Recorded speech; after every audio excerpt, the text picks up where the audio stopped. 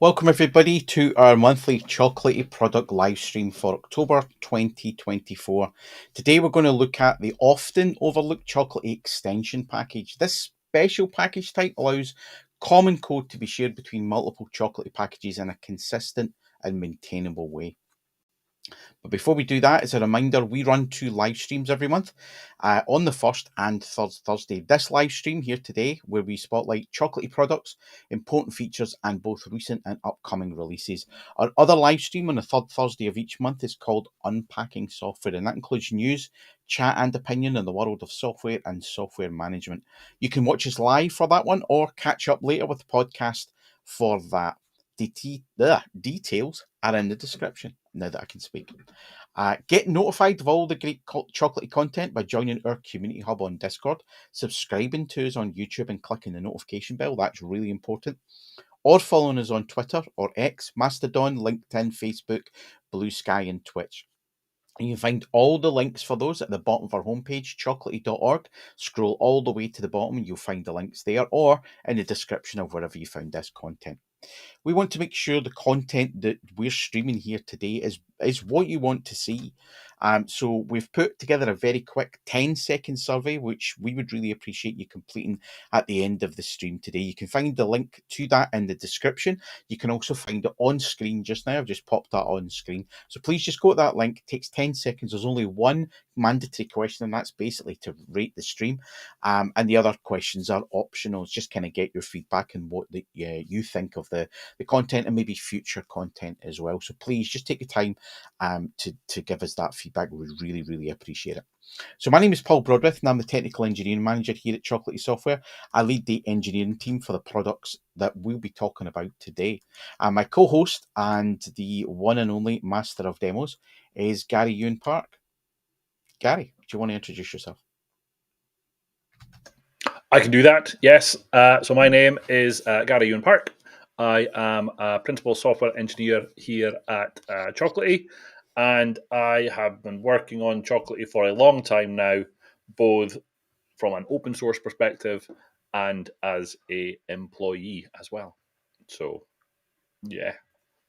Thanks, Gary. And your video today doesn't look like you're sort of coming in from the future or the past, a bit like mine. I'm shivering. So apologies for the video today. I have tried to fix it, but every single time, it is not great. Anyway, so thanks, Gary. Well, while we've talked and written about chocolate extension packages in the past, it's still an underused feature of the chocolate ecosystem. Chocolate extension packages, they're just normal chocolatey packages and no more complicated than that. And you can add them as dependencies onto other packages as well. And this allows that common code within extension packages that Gary will be showing us to be shared between packages, saving you from adding it into everything or every package that you have and that you're going to install. So we're going to delve into it a little more. Gary is going to be demoing this for us today, as usual, and showing us some more magic of Chocolatey extension packages. Gary, I will bring share your screen. There we go. Sure. So yeah, this is our back to basics series of videos, but what I did want to do as part of today's demo is to dive just a little bit deeper, just to show what's going on, because I do think that will help illustrate exactly what's happening. So the first thing that I wanted to do is I also wanted to show what packages I currently have installed. So this is a new VM that I've created today. I've installed Chocolatey, and I've installed a couple of packages that go with it. So what I've got here is I've got Chocolatey, obviously. I've got a Chocolatey compatibility extension. I've got a Chocolatey core extension. I've got a cleanup desktop shortcuts.hook package. I've got the Google Chrome package. I've got an MSI.template. I've got a VS Code, and I've got a VS Code.install. So each of these packages is just a chocolatey package, and that kind of illustrates, and that kind of goes to what Paul said in terms of extensions just being a chocolatey package. So I have two extensions. I have two extension packages installed here, but they are just chocolatey packages, and Chocolatey will report on them as just a package. So when there's an update available, you can do a Choco upgrade on that package, and it will just upgrade as per normal. Paul jumped back on my screen. Is that because he's away to ask something? No, yes, actually. Could you zoom that in just a little bit? Oh, I thought it was big enough. But yes, I can do that. If I go up to the next one, which is this one. That better? Fantastic. Maybe it's just my old eyes. But thank you. Okay. So the reason that I wanted to show you all of them is because there is a little bit of special handling that goes on for certain packages within the Chocolatey CLI. The the special handling comes in for anything a package that ends .extension, for a package that ends in .hook, or a package that ends in .template. And that special handling is if we go into this folder, which I can't make bigger, Paul, so you're going to have to stick with it. What I'm looking at here is the Chocolatey installation directory. So by default, Chocolatey installs to the C program data Chocolatey folder. And within there, typically, we're looking at the lib folder because that's where all of the packages end up. So the 8 packages that I'm showing in my PowerShell window behind, those are package folders within the lib folder that is Chocolatey. So there's one of them for each of the packages I've got installed. The thing I wanted to show, though, was if I go back up a level, because I've now got both extensions, hooks, and templates installed, there are now these new folders that are created within this Chocolatey installation folder. So there's an extensions folder that contains, oh, you weren't meant to see that. That's part of my demo later. In the extensions folder, there is a folder in here for each one of the extension packages that I have installed. So I mentioned that I've got the Chocolatey compatibility extension, I've got the Chocolatey core extension. So there's a folder in here for each one of those. Now, if I go back up a level and look at hooks, then again, there's a folder in here for each of the hooks that I've got installed. So I've only got one at the minute. So it's the cleanup desktop shortcuts hook. And there's one folder in there, and it contains the files associated with that hook. And then to illustrate, to reiterate the point, there's a templates folder, and there's a folder in here for each one of the template packages that I have installed. So to show that in action, what I'm going to do is I'm going to install another template. So if I do choco install zip.template, and then I switch back to this folder, during the installation of that package, we'll see a new zip folder being created within this templates folder. But it also installed the package into the lib folder. So there's the zip.template is installed as a package so that we can upgrade it and uninstall it as per normal. But it manages the files associated with that template or the extension or the hook within each of those respective folders. So there's a little bit of, why are you telling me all of this? Well, I wanted to let you know what's happening, because although there are Chocolatey packages that can be installed that are an extension package, a template package, or a hook package, you can actually create your own folders under this extensions folder as well. So if I wanted to create my extension here, you absolutely can do that just by maintaining the files directly within that folder. It's not something we necessarily recommend, because you lose the ability then to be able to upgrade it when there's a new version or send them out and share them with people. But if you wanted to, you can absolutely create your own extensions directly within this folder. You can create your own hooks directly within the hooks folder, and you can create your own templates directly in the templates folder. But we would recommend that you create them as packages and install them as packages and maintain them as packages, because it's just easier all round in terms of knowing what's installed and then being able to maintain it when there's an update available. So that's some of the mechanics of what Chocolatey CLI is doing under the hood when it comes to extension hooks and templates. But what I wanted to do now is go back up a level and talk about what actually is an extension in terms of Chocolatey CLI. Now, Paul alluded to this, but effectively, what an extension package or an extension is, it is a collection of PowerShell or common PowerShell that you want to be able to use when installing a package. So again, what does that actually mean? Well, for people watching this, a Chocolatey package under the hood is just a PowerShell script. And during the point of installation or upgrade, Chocolatey CLI is executing that PowerShell script for you. So in the Chocolatey install.ps1 file, typically what we'll see is here's the download URL. Here's some information about the file that's being downloaded. It might include a checksum. It might include some silent arguments. And ultimately, you'll typically see a Chocolatey package calling one of the Chocolatey helper commands, which is to say, install this MSI or install this exe. But if you had a more complicated scenario where you needed to do other things, then what you're going to do is you're going to write some custom PowerShell that is going to do that custom thing that you need to do. Then now that might be checking for a file on the file system and doing some work, or setting some configuration values, or it might be looking into the registry to do some things, or it might be reaching out to a website to find some other information that's necessary in order to perform the installation that you want to do. And if you're doing that in a single package, that's fine.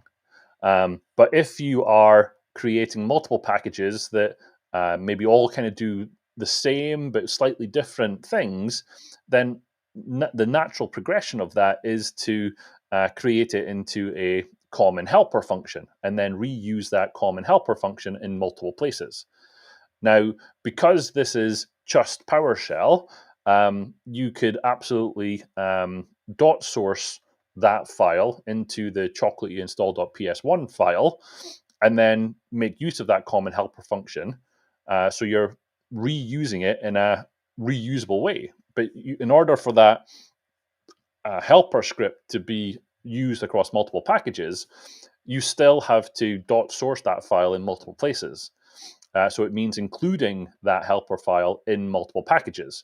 So it's a step in the right direction, but you're still not getting a kind of true dry approach where you're not repeating yourself.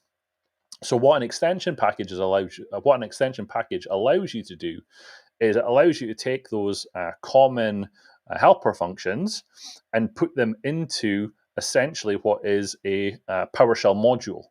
And the extension package contains that PowerShell module, and then at the point of installation, Chocolatey will put it into this extensions folder.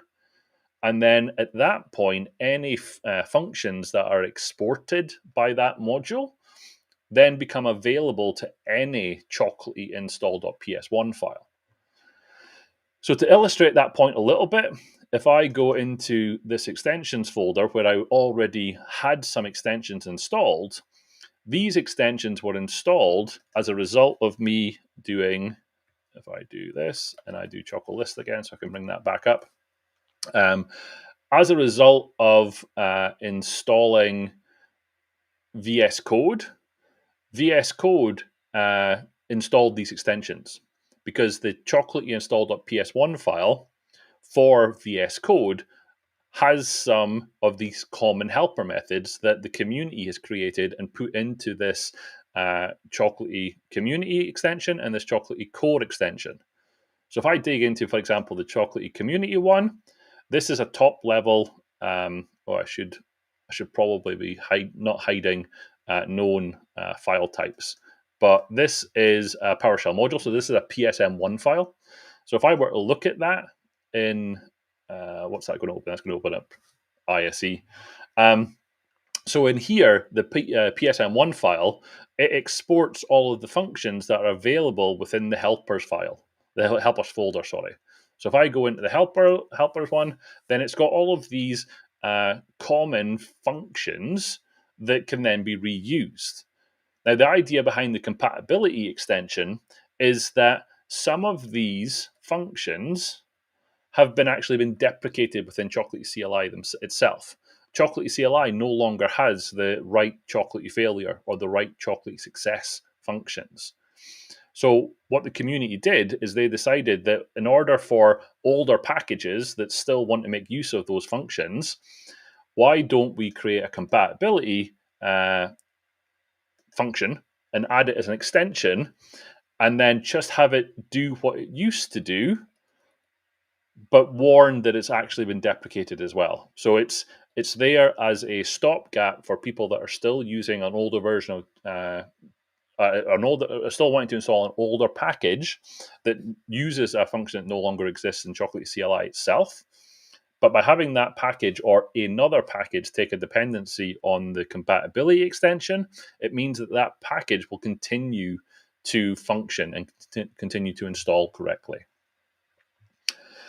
So what I'm going to try and do today is I'm going to try and walk you through the process of creating an extension package and showing how you create it, how you can use it on a package, and then show the installation of a package that's then making use of a function that I've created. So before I do that, I think I'll stop there just to see if there are any questions or comments from people, or anything that I didn't maybe explain properly there, Paul. This is your opportunity to ask questions before I jump into an actual demo of this happening.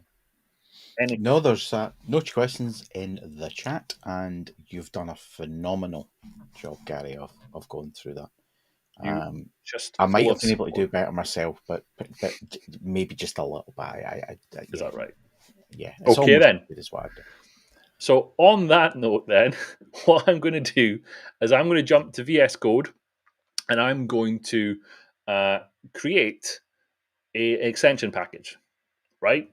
So an extension package is. Oh, he's come back on. Zoom. Zoom. Can you zoom? Can you zoom? That That's better? perfect. That's perfect. Okay. So what I've got here, what I'm going to do is I've got. So let me start again. I've got VS Code here. I've got a terminal at the bottom here where I'm going to execute some commands. And then what I'm going to do is I'm going to first create an extension package, and then I'm going to create another package that takes a dependency on that extension package. And I'm going to show both of those then in action when I install that second package. Now, as I mentioned before, a chocolatey extension package is just a normal chocolatey package. So the way that we create packages in chocolatey is using the new command. So what I'm going to do here is I'm going to do choco new, and I'm going to create a package that I'm going to create an extension package that I want it to be the GEP13 extension package, because naming's hard, and I'm just going to use my username across the internet, which is GEP13, right? So an extension package has to end with the extension. So it has to end in dot extension. It's that dot extension in the package ID that causes Chocolatey CLI to extract it into that extensions folder. So we have to call it something dot extension, right? So I'm going to call this the GEP13 extension. So when you run Choco new, what it's going to do, it's going to template out a series of files for you, which we can see over on the left-hand side here. It's going to template out the standard files that are needed for a chocolatey package. So that's why we've got a tools folder here. We've got the chocolatey install. We've got the chocolatey uninstall. And for the purposes of this extension, we don't need any of those files. So I'm going to go ahead and I'm going to go and delete this folder. I'm going to delete the to-do list that comes with the default template, and I'm also going to delete the readme.md as part of the template. Now, normally, when you're creating a package, maybe for the first time, all of those files are very useful because they'll have suggestions on how you can create a chocolate package. So it's definitely worthwhile reading through that template or the files from the template when you're creating a package for the first time. But because I've done this before, I don't need to read through those. So what I am going to do though is I'm going to come into this new spec file. So the new spec file is a file that contains all the metadata for a package. It contains the ID, the title, the version number. It contains information about project URLs, icon URLs, tags, summaries. A lot of this stuff you would typically fill out, and I would definitely recommend you reading through the comments associated with this. But for what I'm doing just now, I'm going to do one thing and one thing only, which is to set the version number. So I'm just going to pick a version number of 1.0.0. The reason I'm going to do that is because it's really the one piece of information here that I need to change in order to get a package created correctly. The other thing I'm going to do while I'm in this metadata file is I am going to remove this files section, because typically, or before, I had a tools folder and I wanted to control where that was going, or be specific about the files that are being added into that tools folder. Because I've deleted that tools folder, it doesn't exist anymore. Having this still within the metadata file would actually cause a problem. So I'm just going to delete that for now. And then what I'm going to need to do now is an extension package expects any PowerShell module that you create to live within an extensions folder. So previously in a Chocolatey package, we had a tools folder. What we're going to have instead is we're going to have an extensions folder. That went to the wrong place, so I'm just going to move that down into here. So within my extension, my get13.extension folder, we create an extensions folder. And then because, again, naming's hard, I'm just going to create a top level get13.psm1. So that's my PowerShell module that is going to house my reusable functions that I want to then use within another package. So I could create a beautifully written PowerShell script here, or a PowerShell module here, that does lots of useful things, and I would amaze all of my colleagues with my ability to write PowerShell, but I'm limited in time, so I'm not going to do that. So instead, what I'm going to do is I'm going to create the most basic function that you've ever seen, and I'm going to use that as my example of how I'm going to be able to reuse some code. So if I go here and I'm going to create a function, I'm going to write myself a function, and that's going to be a function called hello world, right? Now, all of the PowerShell purists out there are going to yell at me because that's not adhering to the standard name and verb nomenclature that PowerShell uses, but I honestly don't care. So I've just got a hello world function, and then in there, I'm going to do a write host like a Neanderthal, because that's what I'm going to do. So I'm just going to do a write host so that I can see some output when I actually install the package. And in here, I'm just going to write something along the lines of, this is all my extension package does, right? So obviously at this point, you could write any PowerShell that you wanted. So whether if you needed PowerShell to maybe read and write from a configuration file, and you wanted to do that across multiple packages, if you wanted to have something like the compatibility functions that we saw on the other extension, this is your opportunity to write whatever you want. So all I'm doing here is I'm writing a function directly within the module, which is not typically what you would see. The compatibility extension is a good example of how you would export the members and maintain those members in standalone files, just for ease of maintenance. What I'm doing here is not the typical way of doing things, but it's a way to illustrate the point by getting now a most basic example of things working. So the important takeaways here, just to recap before we go to the next one. What I did is I ran Choco New to get that templated package split out. I updated the version number so that it has a version number when it comes to running the Choco Pack. I removed the section at the bottom, which included a files section that was looking for a tools folder that I then deleted. And the other thing that I did is I created an extensions folder, and within that extensions folder, I created that get13.psm1 file. So with all of those things in play, if I then cd into my get13 extensions folder, I can now run Choco Pack to create the nupkeg for this package. So I'm going to go ahead and run that. And what we should see on the left-hand side is we've now got a nupkeg being created. And just to just to have a look at what's in there, if we go into this zip explorer here, then we can have a look at the files that were added and created. So in here, we've got the new spec file, we've got that extensions folder, and within that extensions folder, we have the get13.psm1.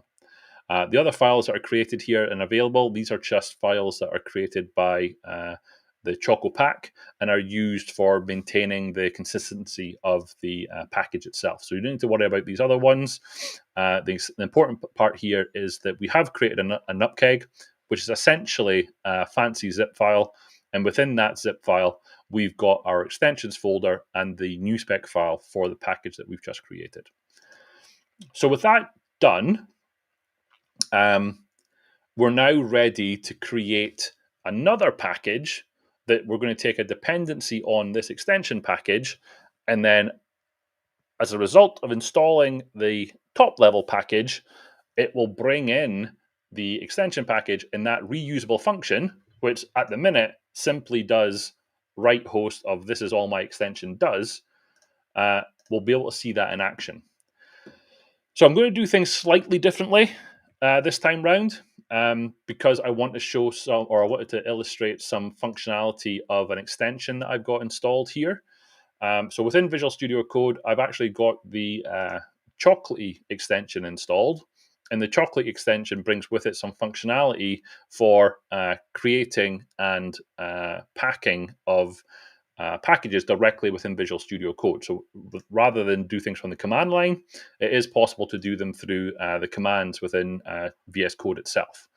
So as an example of that, if I bring up my command palette, which is just Control-Shift-P on Windows, if I type Choco up here, we can see that there are a few commands that we can run, which are pack, create, delete, install, and push.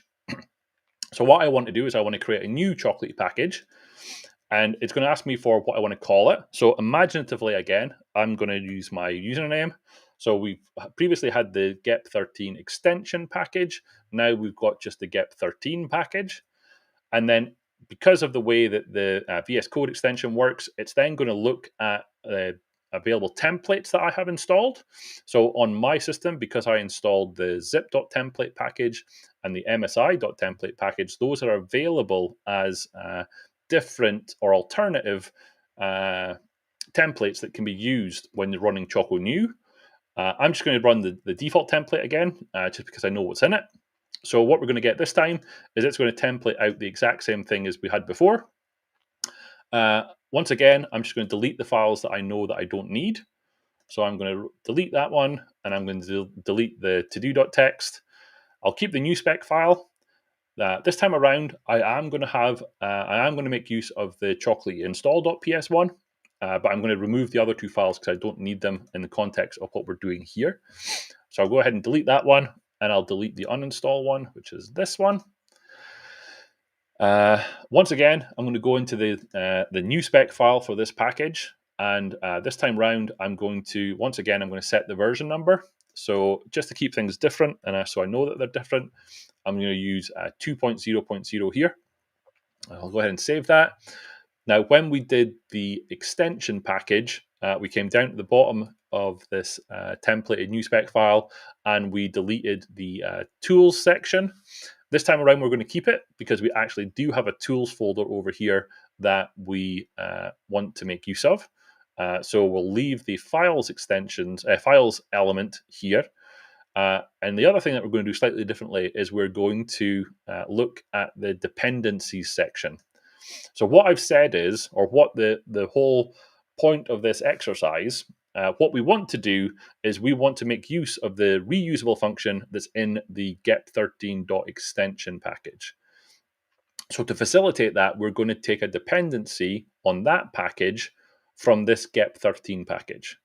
So what I'm going to do is I'm going to uncomment out the dependencies section, both at the top here and at the bottom. And what I want to do is I want to fill in one of these dependencies with a given version range so that we can take a dependency and know that it's going to be installed for us.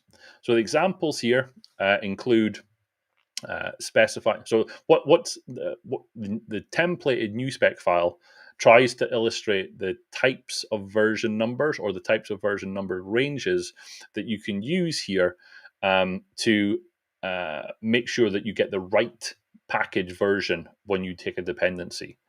Now, you don't have to specify a version, and that's what this one's showing. That's not something we typically recommend. You would want to always, as a minimum, have a minimum version that's required. But if you need to have a specific version, then you use the square bracket nomenclature. And if you want to have like a minimum upper and lower, that's where the nomenclature of an open square bracket and a close parentheses comes into play. So these are here really to illustrate how you can do versions and version ranges when you take a dependency. But for what I want to do, I just want to remove these top ones, and I'm going to change the name here from Chocolatey-core, and I'm going to change that to my GEP13 package. And because of the version number that I put on it, I'll say the minimum version number that I want is 1.0.0, which is the minimum. That's the package version that I created when I did the Choco pack of my extension package. So I'm going to go ahead and save that because I've now got everything in place here for this GEP13 package. And I'm going to go up and look at my Chocolatey install.ps1. Now, this Chocolatey install.ps1 file is set up for what do you need to do if you're wanting to do a Chocolatey package that's actually downloading files from the internet. If a package is actually going to do something in terms of, well, here's a checksum type, here's me running silent arguments, here's me doing valid exit codes, and then there's information and documentation in this install about, well, if you're doing a straight up installation of a Chocolatey package, or you might be installing a V6 Visual Studio package, you might be just downloading a web file. There's lots of things in here that will guide you down the path of creating that first package for doing an actual installation of an application. Now, because of my example, I'm going to promptly delete all of that because we don't have the time to go through all of that in terms of what we're showing here. What we want to show here is reusing that hello world function that we put into our extension package. So all I'm going to do is I'm going to do another write host here, and I'm going to say this is a message from the installation script. So that's going to be me writing out something from the Chocolatey install.ps1 for this package. And then what I'm going to do is I'm just going to call my hello world function here. So this package by itself doesn't know anything about the hello world function. This hello world function actually lives within this extension package, within this PowerShell module. It lives over here.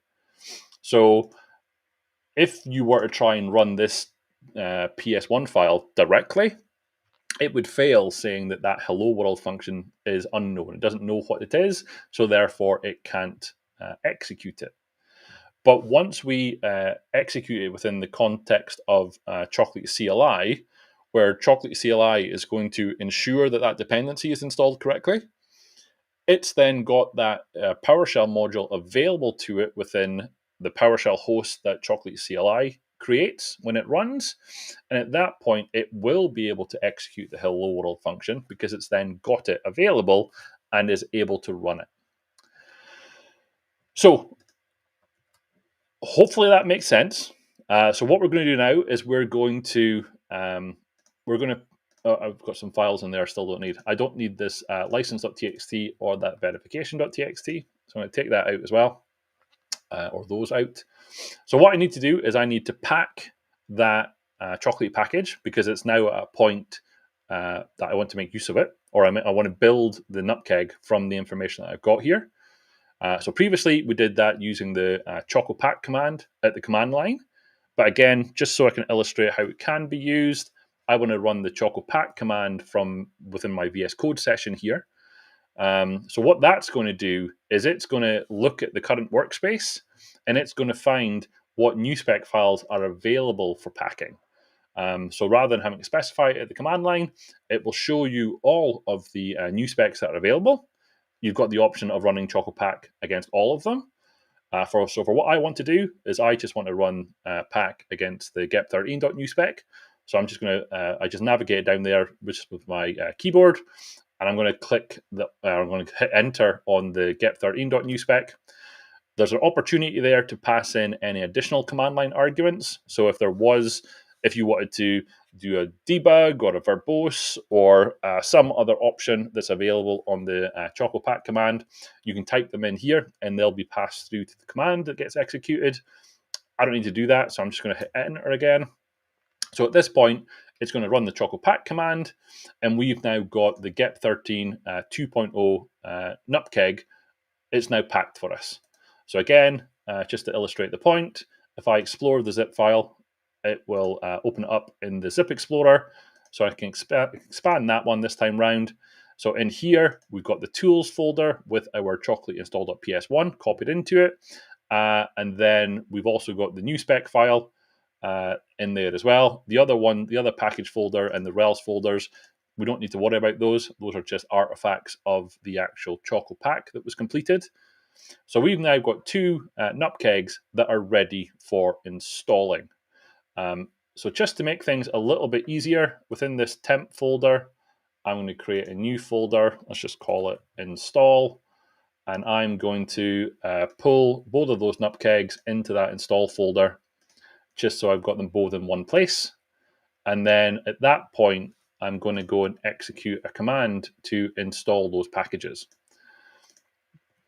So let's do that. Let's come out of VS Code now so that we can look at it in our PowerShell session. So back over here, I'm going to just clear this out. And then I'm going to cd into that install folder. So at this point, I've got those two nupkegs. So I've got the two files that were there. And I'm going to do a choco install of get13. So that's the top level package that has a dependency on the get13.extension package. And what Chocolatey is going to do is it's going to see that both packages are there. It's going to attempt to install get13. It's going to realize that as a dependency, it needs to first install the get13.extension. That's then going to extract that PowerShell module, and it's going to put it into the extensions folder. So if we go back over here, currently there's no mention of a get13 extension over here, but as a point of installation, it's going to extract that extension package into the extensions folder. Then it's going to attempt the installation of the get13 package. But at that point, it's now got all of the PowerShell modules that exist within the extensions folder loaded into the current session. And at that point, my hello world function will then be able to be executed in the context of the get13 package installation. So that was a lot of words. So let's just see it in action. So I'm going to do choco install get13. I'm not going to do what I did when I was preparing this demo. I'm not going to forget that I need to specify the source, because if I just do install get13, it's going to look at my configured sources, which is at this point just the Chocolatey community repository. And there is no package called get13, thankfully, on the Chocolatey community repository. But I do have that package available in my local folder, which is the one I'm currently in. So I'm just going to do -- source with the dot being just the current folder. So if I hit that, we're going to see all of the things I just described in action. It's going to attempt to install get13. It's going to see that the get13 extension package is there as a dependency. So it's going to take all of that information and it's going to deploy the contents of that into the extensions get13 folder. So if we switch back over here, that get13 package was extracted into this extensions folder, and that PSM1 file, that PowerShell module, has been put into that folder, which is what we wanted. Then it's going to come to the next package, which is the get13 package. And the get13 package is attempting to run a chocolatey install.ps1 file. And by default, Chocolatey CLI doesn't allow the execution of any scripts until you confirm them. You can absolutely configure that to always allow for that, but in a default installation, it doesn't allow the execution of scripts until you say that you want it. So I'm going to say yes here. And at that point, it's going to run the chocolatey install.ps1 file. So what we'll see here,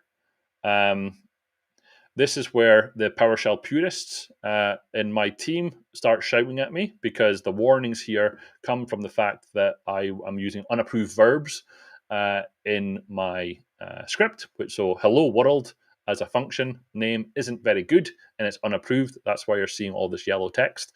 We don't need to worry about that right now. The important thing here is, though, these two output lines that we're seeing here. The first one, this is a message from the installation script. So if we go back to VS Code a second, in my chocolatey install.ps1 file, the first thing that I did within this install script is to write out a message that says, this is a message from the installation script. So that's what we're seeing. That's why we're seeing this line of output. This second line of output, this is all my extension package does. That's coming from running this hello world function. And if we go back to where we created that in here, in this get13 PSM1, the hello world function does a write host of this is all my extension package does. So what this is serving to illustrate is that once that get13.extension package is taken as a dependency, you can then rely on the functions that it has available being available to the installing context in that chocolatey install.psm1 file, in the chocolatey install.ps1 file. So that's why we're seeing the output from the install script and from the function that is contained within the extension package. So if you imagine that this output is doing something a lot smarter than what I'm currently doing here, you can then reuse that function across multiple distinct packages. So if you maintain lots of packages and you want them all to do the exact same thing, you write that once and you put that within your extension package.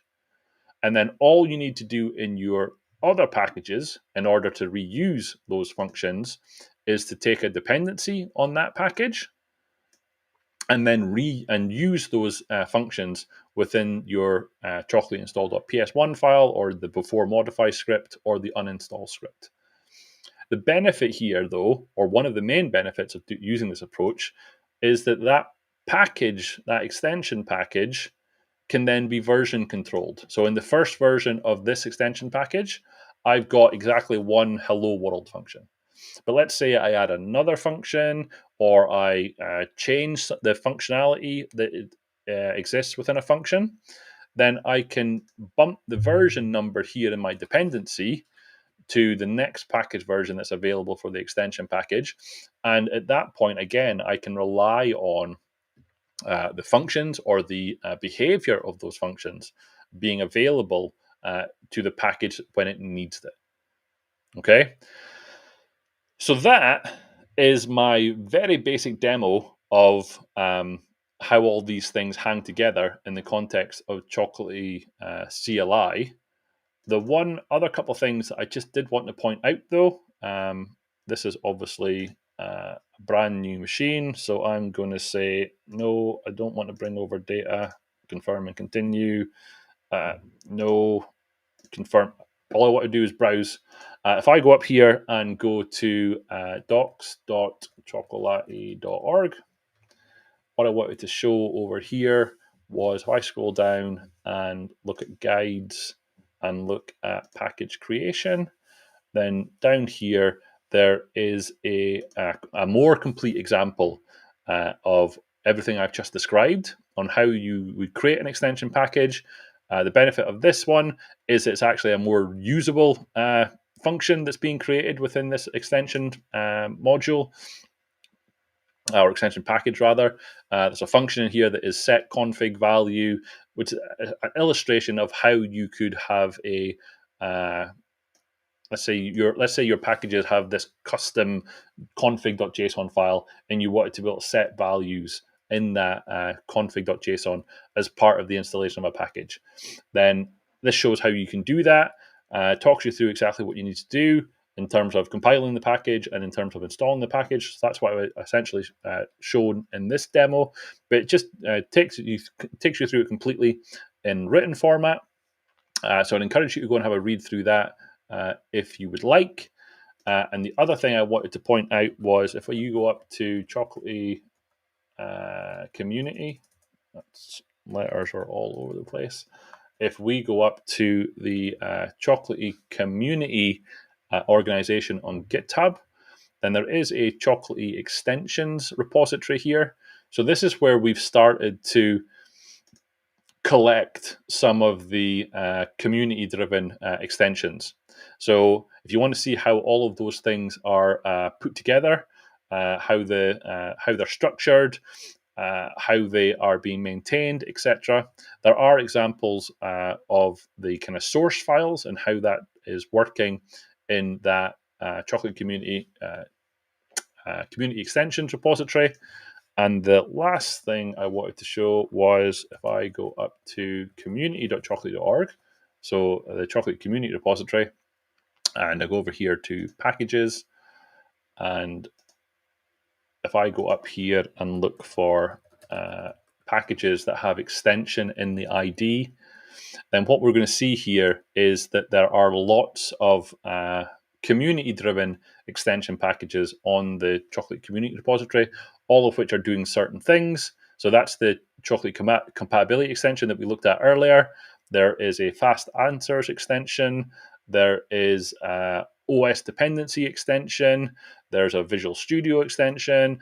So basically, there are lots of extensions whose sole purpose is to do certain pieces of reusable functionality, so that you don't have to rewrite that multiple times across your other packages that are doing that work. So there's lots of them to take a look at there.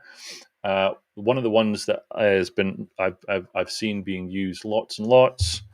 Let me find it. There is one called the Chocolatey Fonts Helpers extension. So if you actually look on the Chocolate Community Repository, there are lots of packages whose sole purpose is to install a font into the Windows operating system.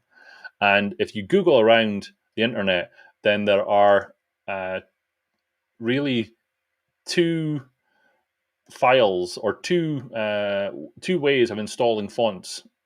And what this Chocolatey package does is it wraps up one of those into a helper function within this PowerShell extension that then means that all of this work, which is to install the font or install a series of fonts, is done in exactly one place.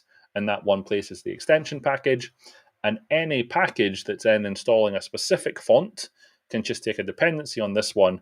And then it's essentially one line within the Chocolatey install script, which is to call this install Chocolatey font, pass in the parameters, and job done.